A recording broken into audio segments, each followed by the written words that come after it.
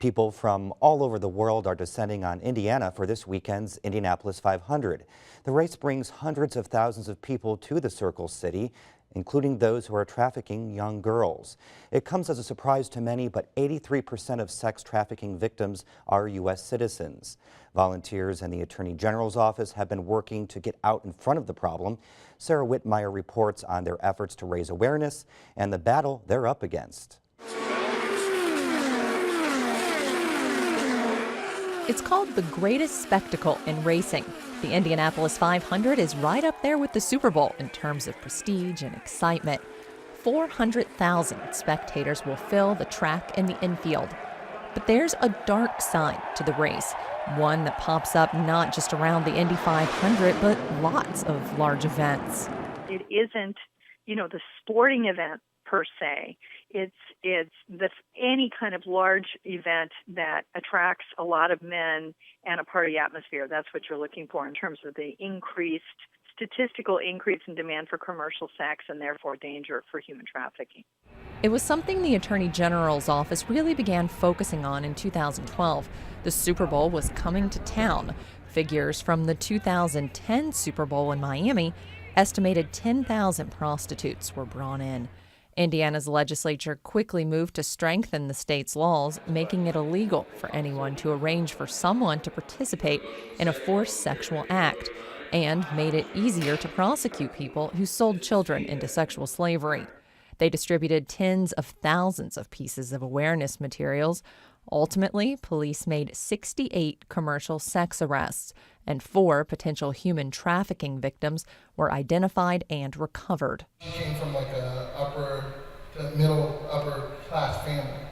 Today we're going out and we're going to give out information on sex trafficking to local hotels. The Indy 500 will bring several people into the city from not just the United States but from the world. And unfortunately everybody is not here just for the race, but there is a large demand for sex. The packets include information on what to look for in regard to sex trafficking, as well as the national hotline they can call if they suspect someone might be a victim. Then there's the soap. We're offering soap to the hotel room so that maybe someone that is possibly a part of human trafficking, sex trafficking, they will get that bar of soap.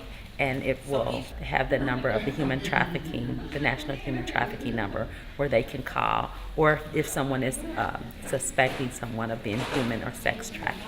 Today, overall, everybody was pretty receptive.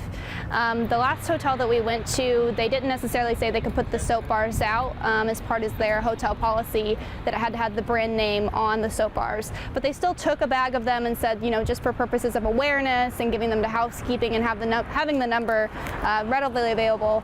The average age in the U.S. that someone is forced into the commercial sex industry is 12 to 14. And according to the U.S. Department of State, nearly 300,000 American youth are at risk of becoming victims of commercial sex exploitation. Those at risk include kids who've been through traumatic events such as physical abuse, parents who suffer from alcoholism, domestic violence. Because it's almost like a vicious circle where we should really look and help children who live in a family where there is abuse and help them psychologically through therapy and counseling, because these children really are the most vulnerable population. If they don't get help and they run away, their odds of being sucked into the commercial sex industry are quite high. Data shows within 48 hours of running away, they will be approached by a trafficker.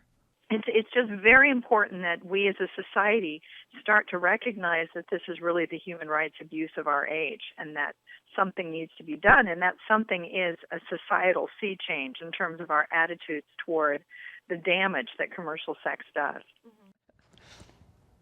Sarah Whitmire joins us once again for more. Sarah, as you reported, the focus in the Super Bowl and the Indianapolis 500 was sex trafficking, but then there's also human trafficking. It seems like that they could be used at the same time, but they're different. you're right. I think most people do use them interchangeably. It's just people don't realize there's a difference between human trafficking and sex trafficking.